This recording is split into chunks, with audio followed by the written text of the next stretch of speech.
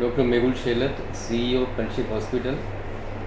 આપ સર્વેને શુભેચ્છા પાઠવું છું અને આપ સૌ નિરોગી રહો અને ખૂબ સ્વસ્થ રહો એવી હૃદયથી પ્રાર્થના કરું છું.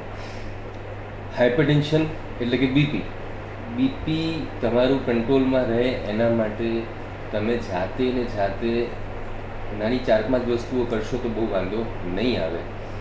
પહેલી વાત તો એ કે જો તમને બીપી છે ને તમારે કોઈ ગોળી ચાલુ છે તો જાતે તમે તમારી દવા વધઘટ ન કરશો, તમારા ડૉક્ટરની સલાહ પ્રમાણે કરશો.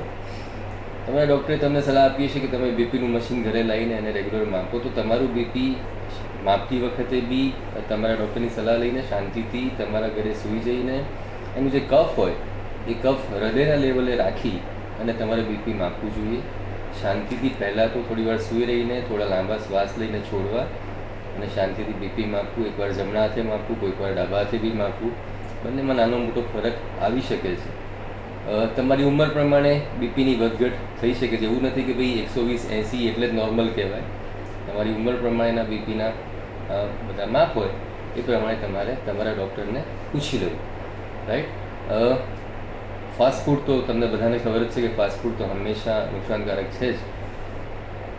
કોઈક વાર ખાવામાં વાંધો નહીં, પણ જે દિવસે ખાવ આવું બધું ત્યારે થોડી કસરત વધારે કરવી અને રેગ્યુલર 45 મિનિટની એક્સરસાઇઝ હંમેશા રાખવી. જમીને તરત એક્સરસાઇઝ કરવા ન જવું. જમવા કોઈ પણ કસરત કરીએ એ વખતે અડધો કલાકનો ગેપ રાખવો, અડધો કલાક પેટ ખાલી રાખવું, અથવા તો સામાન્ય જ્યુસ પીને કસરત કરવા જવું. વોકિંગ કરો કે એક્સરસાઇઝ કરો કે જીમ કરો કે સૂર્ય નમસ્કાર કરો કે યોગા કરો, વોટ એવર, પણ એક્સરસાઇઝનું મહત્ત્વ ખૂબ છે. સલાડ વગેરે વધારે ખાજો. મીઠું પ્રમાણમાં થોડું ઓછું.